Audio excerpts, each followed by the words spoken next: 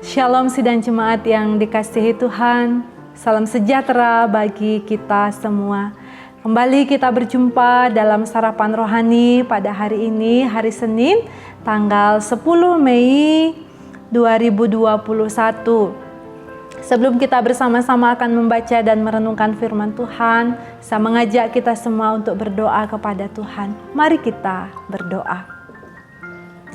Ya Allah Bapa di surga, Bapa yang maha kasih, Allah yang maha mulia, Allah yang kami sembah di dalam nama Tuhan Yesus Kristus. Pada pagi hari ini kami sungguh menaikkan syukur kami, sebab Tuhan tidak pernah meninggalkan ataupun membiarkan kami. Dalam istirahat kami, Tuhan sudah memberkati sehingga pagi hari ini kami boleh menikmati hari Tuhan yang baru dalam sukacita yang Tuhan anugerahkan.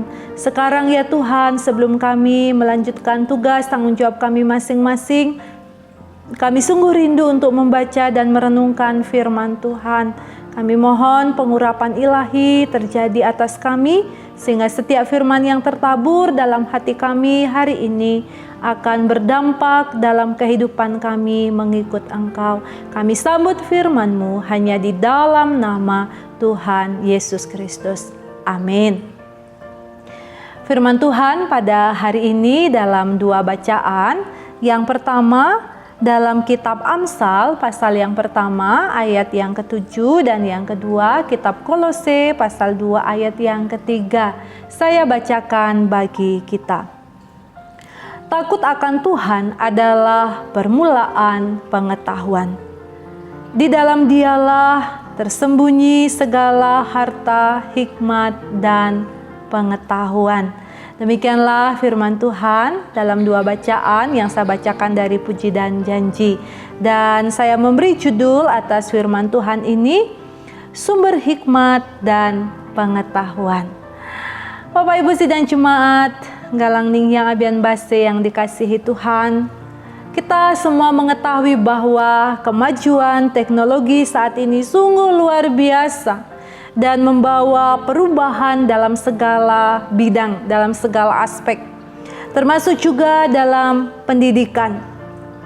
Anak-anak dididik menjadi anak-anak yang cerdas dan bisa mengakses berbagai pengetahuan dengan mudah. Hal ini tentu adalah perkembangan yang baik.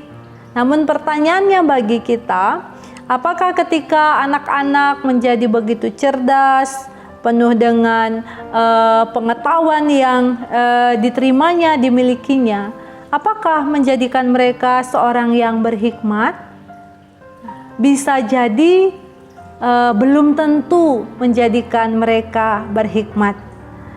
Bisa jadi karena mereka merasa memiliki pengetahuan yang banyak, cerdas, mereka jatuh dalam kesombongan, merasa serba tahu dan tidak mau mendengar apa yang menjadi nasihat hikmat, apa yang menjadi nasihat firman Tuhan. Nah, hari ini dalam kitab Amsal, Salomo menyebut orang-orang yang sombong, orang-orang yang tidak mau mendengar nasihat hikmat sebagai orang yang bodoh. Sebab yang mengetahui segala sesuatu hanyalah Tuhan. Inilah pengakuan dari Salomo. Karena itu Salomo mengajak semua umat pada waktu itu untuk takut akan Tuhan. Salomo menyampaikan bahwa dasar dari pengetahuan adalah takut akan Tuhan.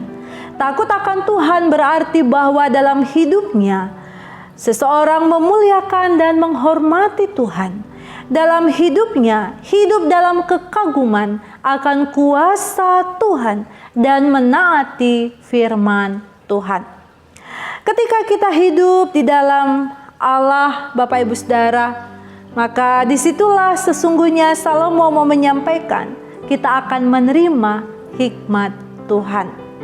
Hikmat adalah suatu sikap dasar yang dapat mempengaruhi setiap aspek kehidupan kita. Hikmat memiliki arti yang jauh lebih besar daripada sekedar mengetahui banyak hal dalam kehidupan kita.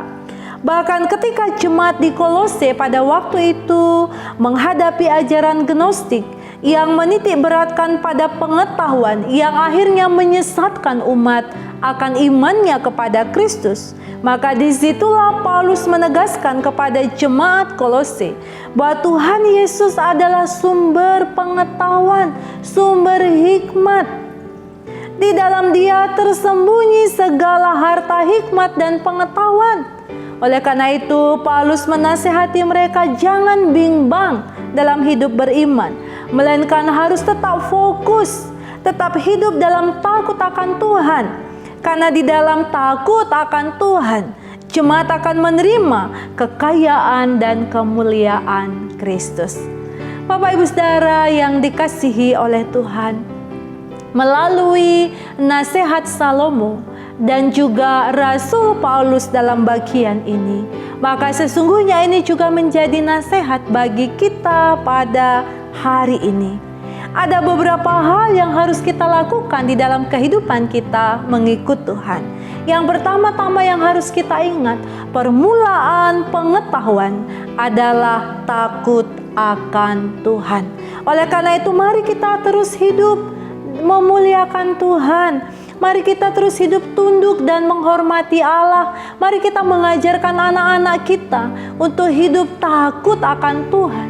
Sebab di dalam takut akan Tuhan, mereka akan menerima pengetahuan dan hikmat ilahi.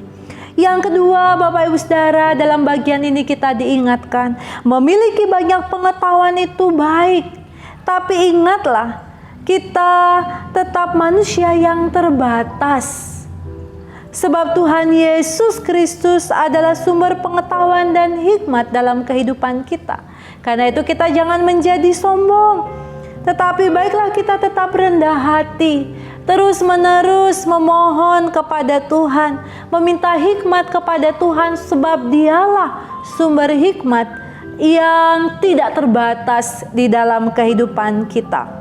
Ketika kita minta hikmat dari Tuhan, maka kita akan bisa menghidupi pengetahuan yang kita dapatkan dengan benar, dan kita akan melakukan segala sesuatu digerakkan oleh hikmat Allah, sehingga hidup kita akan bermakna, menjadi berkat bagi orang lain dalam pikiran, dalam perkataan, dan perbuatan kita.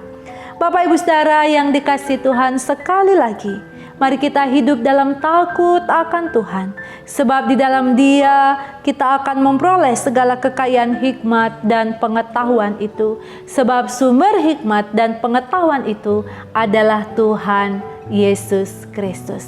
Tuhan memberkati kita. Amin. Mari kita berdoa. Terpujilah Engkau ya Allah, Bapa yang baik, sumber hikmat dan pengetahuan bagi kami. Tolong mampukan kami agar kami hidup takut akan Tuhan dalam menjalani hari-hari kami, sehingga hidup kami akan bermakna dan nama Tuhan akan dipermuliakan dalam seluruh kehidupan kami. Sekarang ini kami menyerahkan hari-hari kami ya Tuhan, waktu-waktu kami dalam tangan kasih-Mu. Segala hal yang kami kerjakan dan lakukan, kami mohonkan kasih dan berkat Tuhan menyertai hidup kami. Di dalam nama Tuhan Yesus Kristus, kami memohon kepada Bapa di surga. Haleluya. Amin. Selamat menjalani hari ini dalam takut akan Tuhan, dan terimalah hikmat serta pengetahuan dari Dia. Tuhan memberkati kita semua. Shalom.